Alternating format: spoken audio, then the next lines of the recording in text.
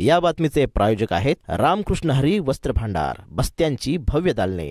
आमच्या शाखा नारायणगाव बायपास, नारायणगाव बाजारपेठ, निमगाव सावा, जांबूत, बेल्ढा, आळेफाटा, पारगाव, शिंगवे, ओतूर। आजच भेट द्या आपल्या जवळच्या शाखेला।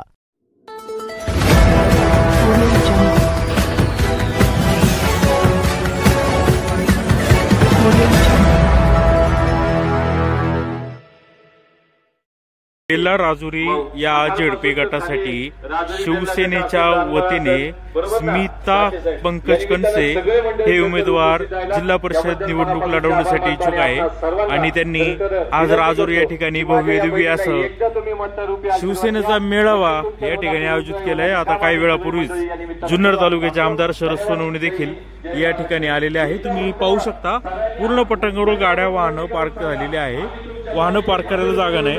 आता आतमधलं आपण हे पाहूया आज किती गर्दी आहे। तुफान शक्ती प्रदर्शन या ठिकाणी शिवसैनिकांनी केलेलं आहे। हे पाहू शकतो आतमध्ये बहुतेक बसायला देखील जागा नसणार, त्यामुळे लोक बाहेर थांबलेले आहेत।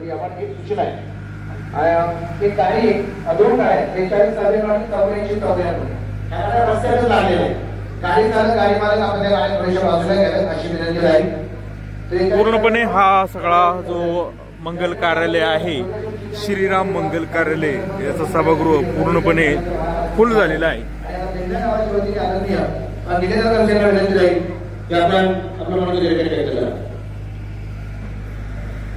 श्रीराम मंगल कार्यालयामध्ये आज उपस्थित सगळा जनसमुदाय आणि सन्माननीय व्यासपीठामध्ये किल्ले शिवनेरीचे दमदार शिलेदार शरददादा सोनवणे आमचे दैवत नेहमीच आम्हाला मार्गदर्शन करतात। प्रसन्नदादा डोके असतील, तालुका प्रमुख बाबूशेठ पाटे असतील आणि सन्माननीय सर्व व्यासपीठ सगळ्यांच्या मनापासून आभार व्यक्त करतो।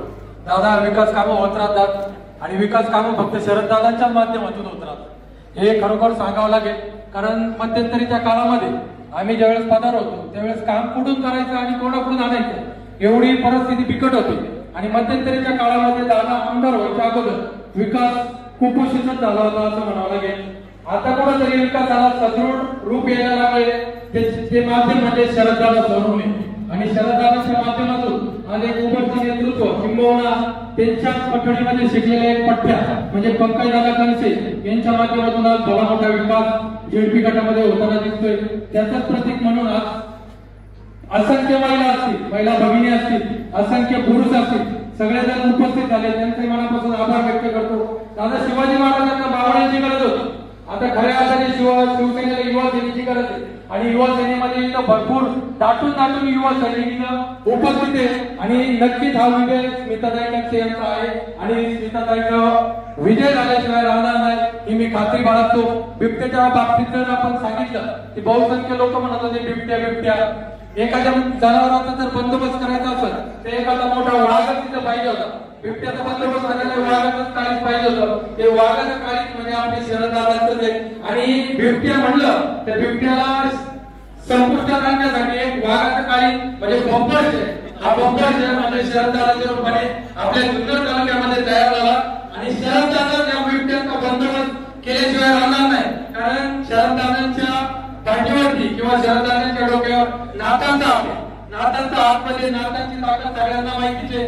आपल्यामध्ये नाथ म्हणजे आपल्या या पक्षाचे प्रमुख एकनाथजी शिंदे या पद्धतीने राजुरी बेल्ला गटातून स्मिता पंकज कणसे यांनी जिल्हा परिषद गटाची जोरदार तयारी सुरू केलेली आहे आणि या गटामध्ये त्यांचे गेल्या मागील 6 महिन्यांपासूनच त्यांचा प्रचार सुरू होता।